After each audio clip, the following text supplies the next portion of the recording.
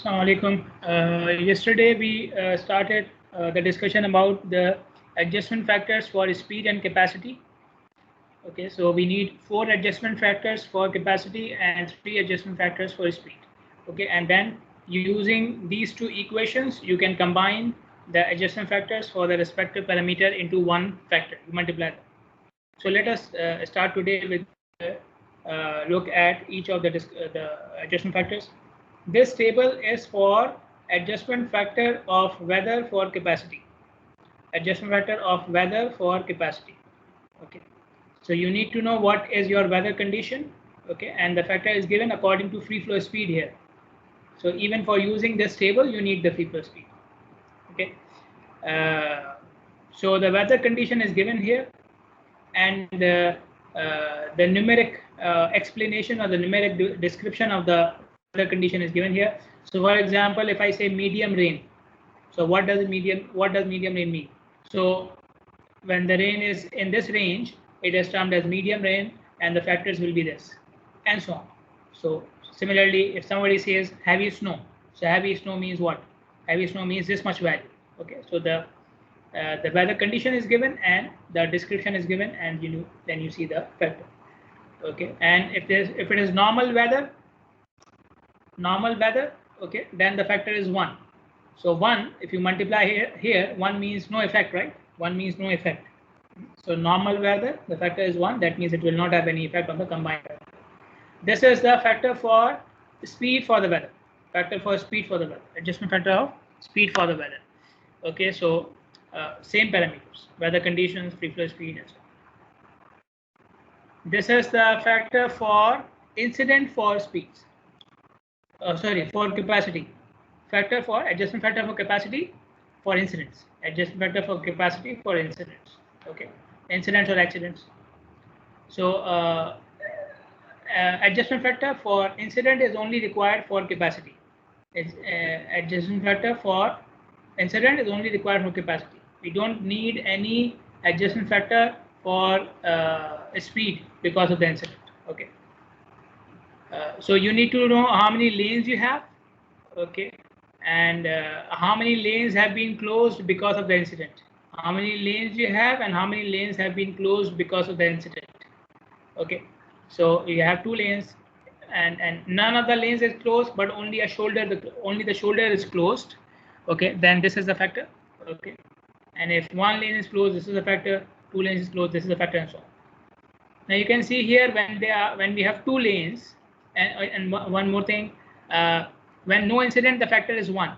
When there is no incident, the factor is 1, again meaning no effect on the combined adjustment. Okay, 1 multiplied by 1, no effect. Okay, so when the number of lanes is 2, so 3 lanes closed and 4 lanes closed is not possible, right? So we can see here not applicable, not applicable, not applicable. This makes sense.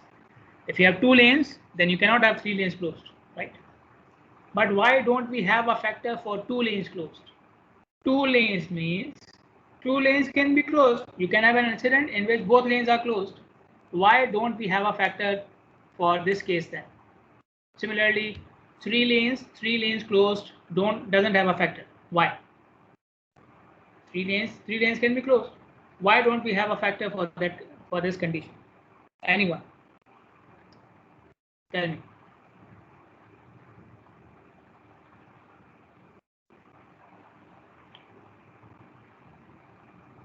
You can guess. Okay, I'm not grading you. You can guess.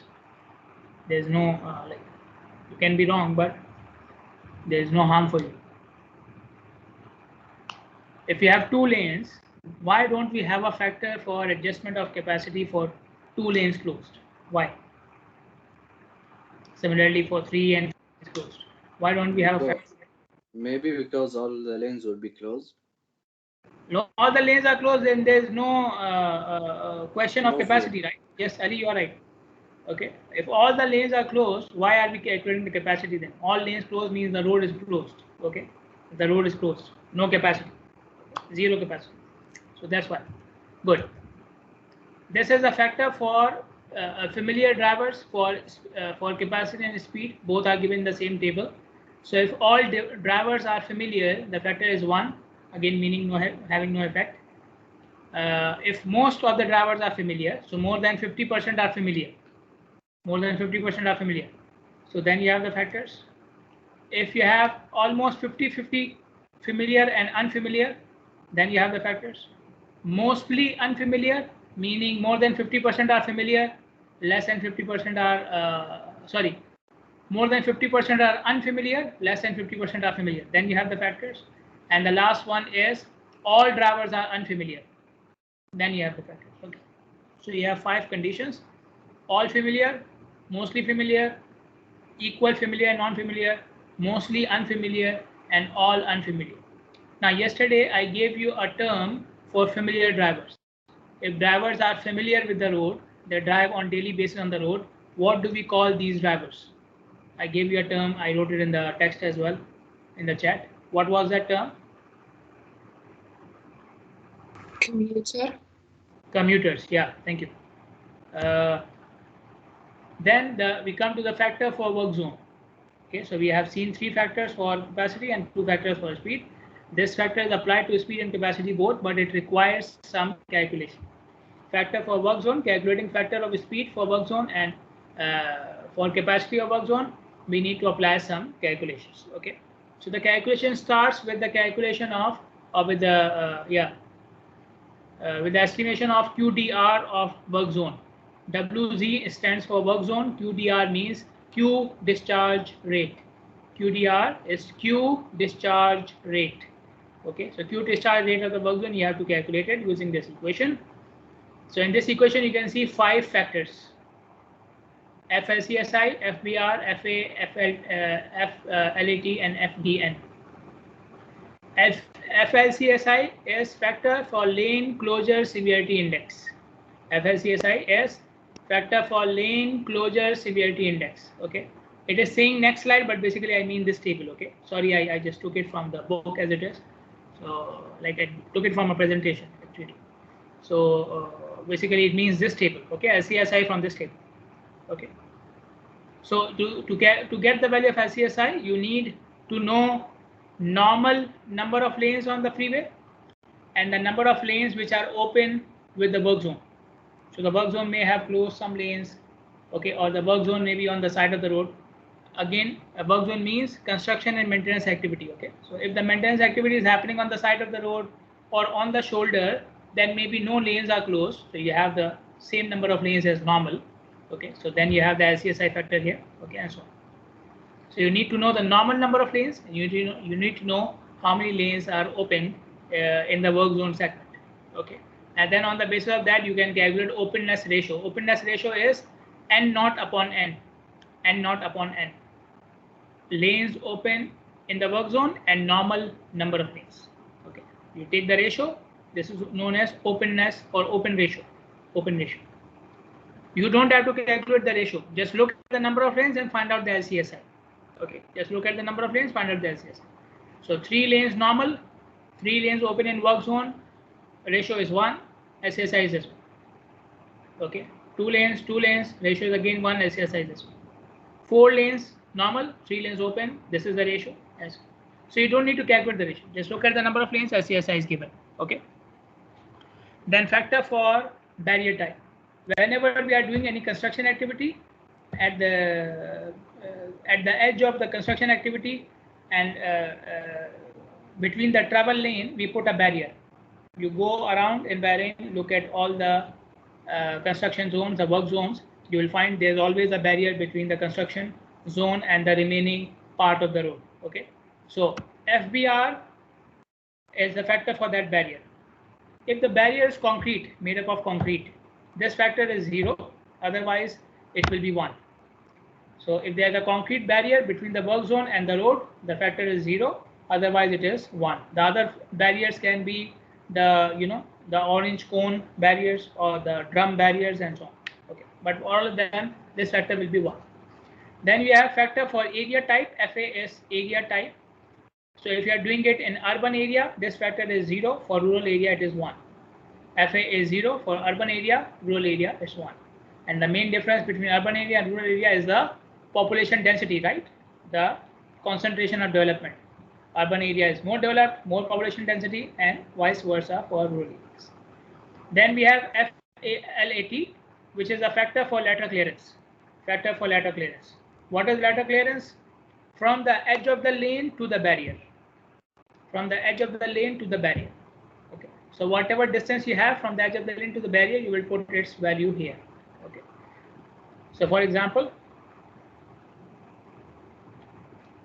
there is a construction zone here.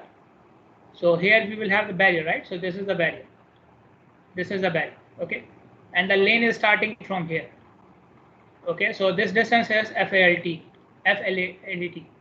FALT is this distance from the barrier to the edge of the lane. Then we have FDN, which is the factor for day and night. Factor for day and night. If you are doing the analysis for daytime, this factor is 0. For night time, it will be 1. For daytime, factor is 0. Nighttime, it is 1. So you take QDR from here and put it into this equation. This equation gives the capacity of work zone. Capacity of road segment in the work zone. Okay, CWZ is capacity of road segment in the work zone region. So you need QDR and you need alpha. Okay, alpha is the decrease in capacity because of the work zone, but according to highway capacity manual, its value is 13.4. Okay, so you don't have to calculate alpha. If you want more explanation about alpha, it is given in the textbook. But for our case, you can take it as a constant value, which is 13.4%. And in this equation, we will put 13.4 directly. Okay, we put 13.4 directly. Don't convert it to fractions because the equation is using 100 here already. Okay, so alpha is 13.4. So you will get capacity of work zone from this equation. Now to calculate the adjustment factor of capacity, take the capacity of the work zone, divide by the normal capacity. How to calculate the normal capacity? Go back to my yesterday's lecture. I showed you a table where there was an equation to calculate the capacity of the freeway. So you will use that equation to calculate the capacity of the freeway. The capacity of the work zone, the normal capacity will be taken from that equation. Capacity of the work zone from the last equation in the previous slide, and you take the ratio. It will give you the capacity adjustment factor of work zone. Then for free flow speed adjustment factor, you will calculate free flow speed of the work zone. Free flow speed of the work zone. So we are using this equation. So in this equation, we have 6 factors now. 6 factors. FSR, factor for speed ratio. Factor for speed ratio. What is the factor? Normal speed limit of the road and the speed limit of the work zone. Normal speed limit of the road, speed limit of the work zone. Okay, SL upon SLWZ. Okay, this is FSR. Okay, so what is the speed limit on the road in the normal segments and what is the speed limit in the work zone segment? You take the ratio. Then SLWZ, I already told you speed limit in the work zone. LCSI, lane closure severity index, same table, the previous one. FBR, factor for barrier type, concrete 0, others 1.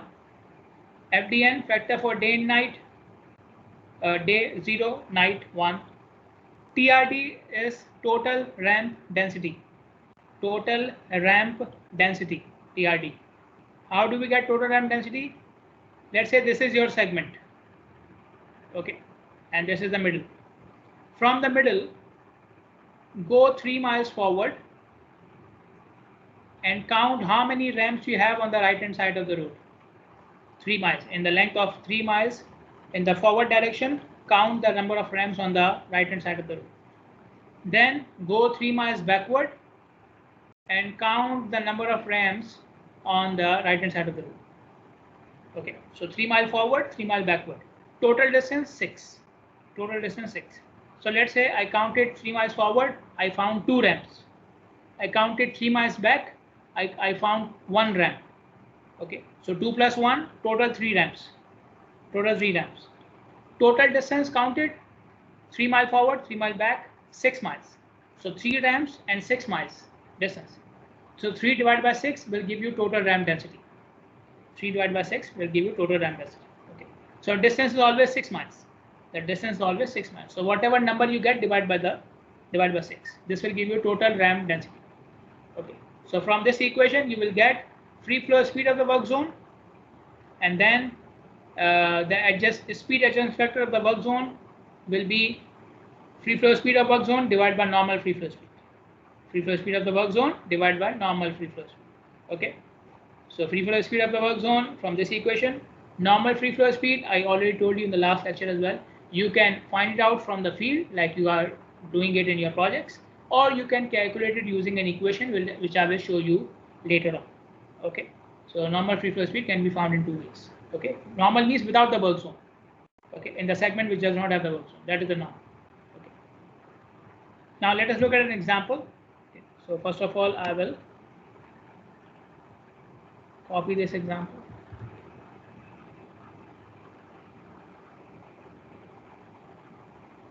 So in this example, we are given some conditions. Okay, we have a long-term work zone. Okay, so if the work zone is short-term, then you don't need to consider it. Okay, if you are finishing the construction work in 1 or 2 days, you don't need to consider it. You can do it like a normal segment. Okay, without that adjustment factor.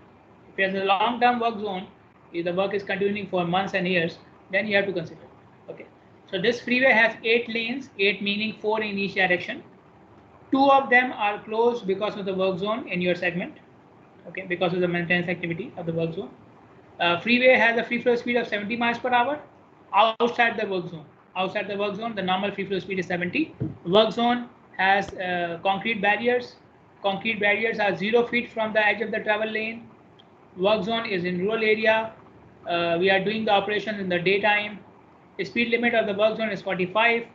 Speed limit of the freeway is 70.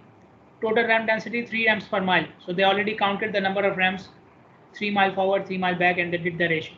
Okay. We have to find out the capacity and the free flow speed of the work zone, and I will also calculate the adjustment factor for the capacity and free flow speed. Okay. So let us do it.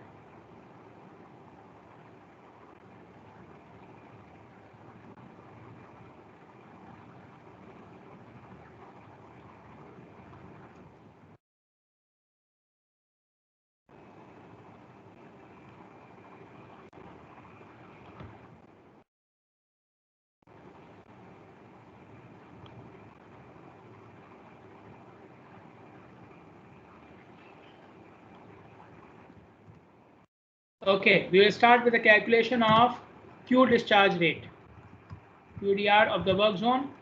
Okay, for calculating QDR, I need some factors, right? I need factors. First factor I need is FLCSI. Okay, for FLCSI, I have a table, this table. Okay, I have 4 lanes. Okay, these are number of lanes in each direction. Okay, number of lanes in one direction. So I have 4 lanes in one direction. Number of lanes closed is 2. So the open are 2. Okay, 2 lanes are closed, 2 lanes are open, right? So 2 lanes open means this condition: 4 lanes, 2 open. Okay, so open ratio is 0.5 and FLCSI is 1. So FLCSI will be taken as 1. Then I need a factor for barrier type. We are using concrete barrier, so this factor is 0. Factor for area type is rural area, so factor is 1. Factor for lateral distance. Lateral distance is given as 0 feet between the barrier and the travel lane. That distance is 0 feet, so this factor is 0. And the factor for day and night, we are doing the operation for daytime, so this factor is 0. Okay, the equation will be 2093 minus 154 into 1, then 194 into 0, then 179 into 1, then 9 into 0,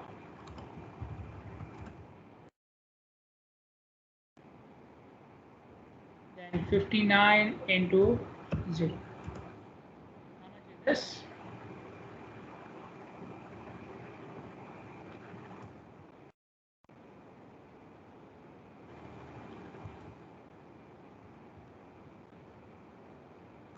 $1769. 1769. The units are passenger cars per hour per lane. Okay, the units are passenger cars per hour. Okay, now we'll calculate the capacity of the work zone, which is QDR of the work zone 1769 divided by 100 minus alpha, which is 13.4 into 100. How much?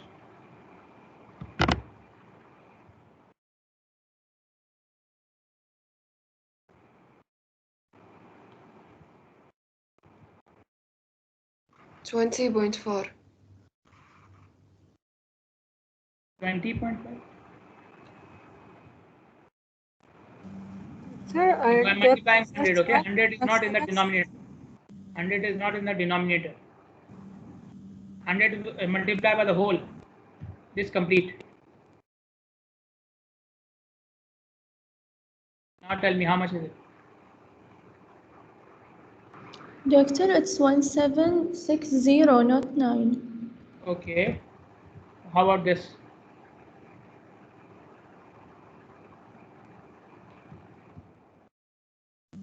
uh, 2032. 2032. Passenger cars per hour per lane. Okay. In order to calculate the factor for the capacity, I need the normal capacity as well. Okay. So the normal capacity is calculated using this equation. I have an equation right here. This is the equation for freeways. Okay. This is the equation for freeways.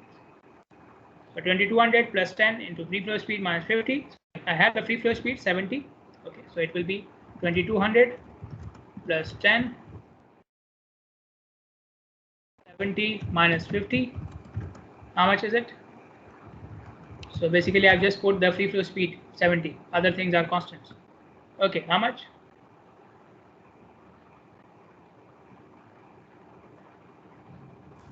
$2,400. Sorry, 2400. okay. Again the units are passenger cars per hour per day. Okay, now if you want the capacity adjustment factor of the work zone, it will be the capacity of the work zone 2032 divided by normal capacity, which is 2400. How much?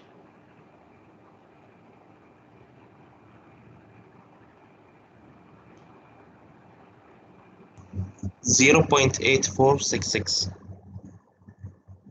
Okay. Then we need to calculate the free flow speed of the work zone. Okay, I have the equation here. Look at the factors. Which factors we need to find out? We need FSR, speed ratio. Okay, let me calculate the factors first. FSR. Okay, so this is the ratio of normal speed limit upon speed limit of the work zone. Normal is 70. The speed limit of the work zone is 45. How much is this?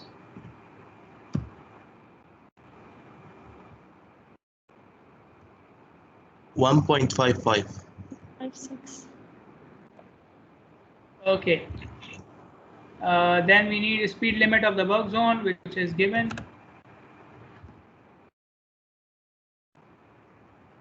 45 miles per hour.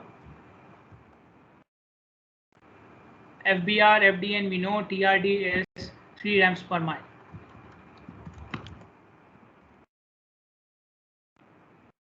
Okay, so now you can calculate this.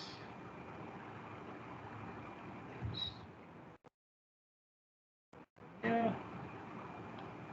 Just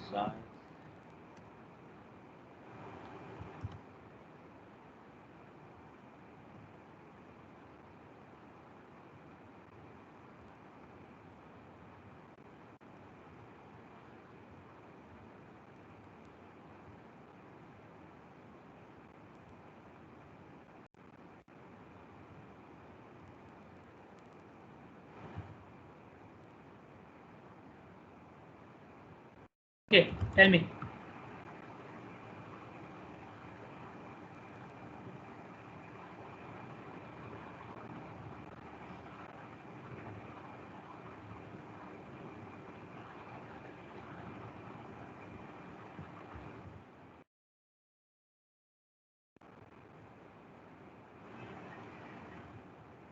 I got Doctor 54. 54 point something. 0.0095. Okay, fine. 54 miles per hour. Okay. Then if you need the speed adjustment factor of the work zone, it will be 54 divided by 70. 70 is the normal free flow speed. Okay. How much is this?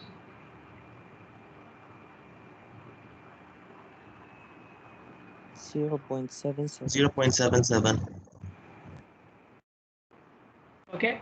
So this is the capacity adjustment factor. This is the speed adjustment factor.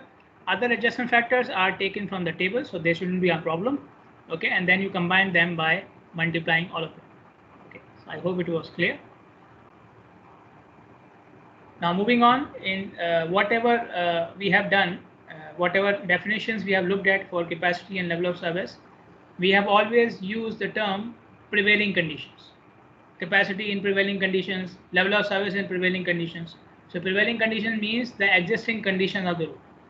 So which conditions of the road can affect level of service and capacity? These are the conditions, they are given. So you need to know the lane widths. You need to know the lateral clearance. Lateral clearance I already explained, but that was for work zone. Lateral clearance basically means the distance from the edge of the lane to any roadside object. Distance from the edge of the lane to any roadside object. Okay, that is lateral clearance. You need type of median for multi-lane highways. Okay, so multi-lane highways can be divided or undivided. Multi-lane highways can be divided or undivided. What does it mean? Divided means what and undivided means what? I've already explained a couple of days ago. What does it mean? An undivided multi-lane highway is what? The one which has Median. the one which has Median. well, the one which doesn't have a median. That's what we are calling it undivided. Divided. Divided has a median. Yeah. Okay. So you can see type of median only required for multi-lane highways because freeways always have a median. Freeways always have a median. So this is default. Okay. For multi-lane highways, they can be with median or without median. Then we need frequency of ramps for freeways or access points for multi-lane highways. Okay. Ramps we already know. Access points. What are access points? These are the points from where you can enter the highway from any facility, and it is without a signal. Okay, this is entry point from any roadside facility to the road without a signal. Okay, so for example, you have a driveway, you have a garage, you have roadside parking.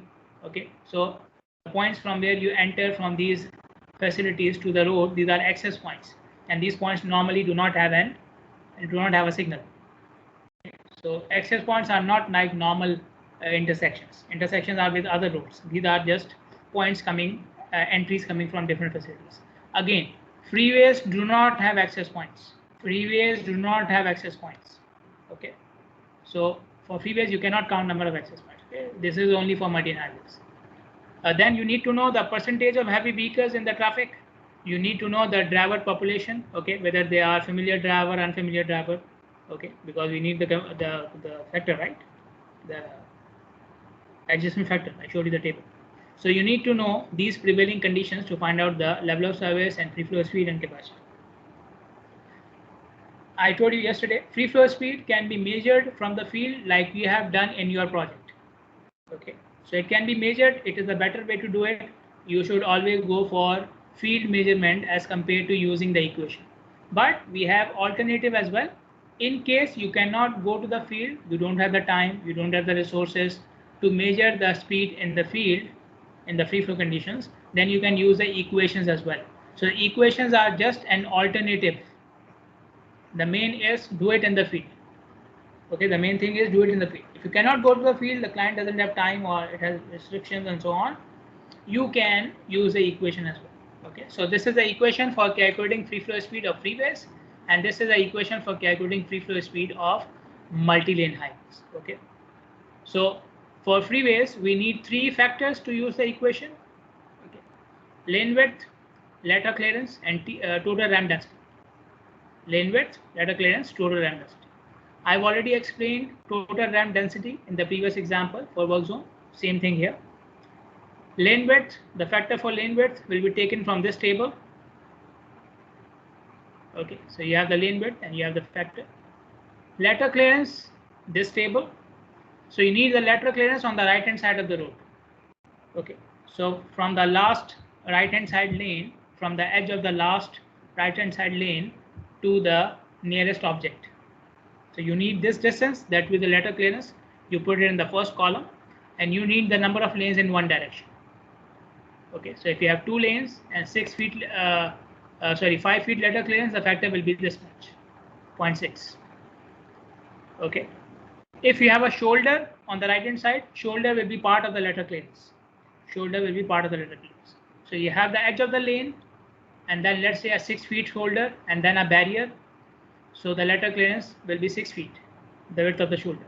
Okay, the shoulder is part of the lateral clearance. Then this is the equation for multi-lane highways. So we have we have 5 factors here, 5 factors. The first one is BFFS. BFFS means what? Best friends forever, right? No, BFFS means base free flow speed. Base free flow speed. So maybe the design speed of the road or the standard speed of the road, whatever the highest speed is you are taking in the standards. So that is BFFS. Then we have factor for lane width, same as freeways. You will use the same table which I showed you. Then we have factor for lateral clearance. Factor for lateral clearance, this table. Now here there's a difference between freeway and multi-lane highway. We need total lateral clearance here, total.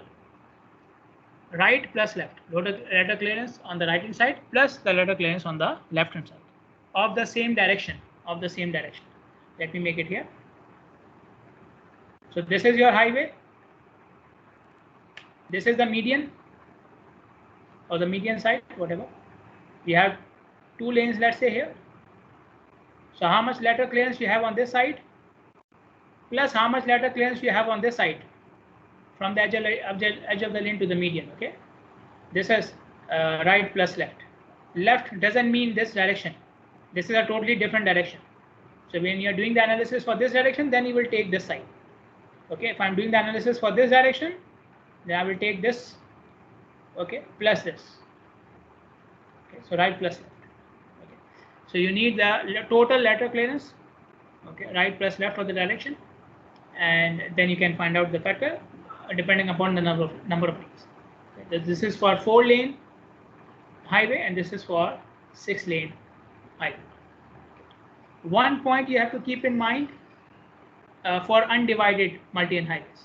If the highway is undivided, that means without median. If there is no median, then what will happen? This is the highway and this is my lane, right? So this is the edge of this direction and this is the edge of this direction as well. So they are both sharing a common point, right? Both directions are sharing the common point. So there is no lateral clearance between the 2 directions, right? No median means no clearance on the left hand side of the road. You have one direction and then the edge of the other direction, no clearance. Same, this is the same line. Okay, both directions are ending on the same line. Okay, so no median means there is 0 lateral clearance on the left hand side of the road. But whenever there is no median, we take the lateral clearance on the left hand side of the road as 6 feet. 6 feet is a standard value. 6 feet is a standard value. Now why we are taking a standard value without a median? Because we already have a factor for median type. Okay, FM, come to this equation. FM is a factor for median type. Okay, so if there is no median, I'm already applying the adjustment with the FM, with the FM factor. Okay, so if you take 0 lateral clearance here and then apply the factor for median type, so you are applying 2 corrections for the same feature.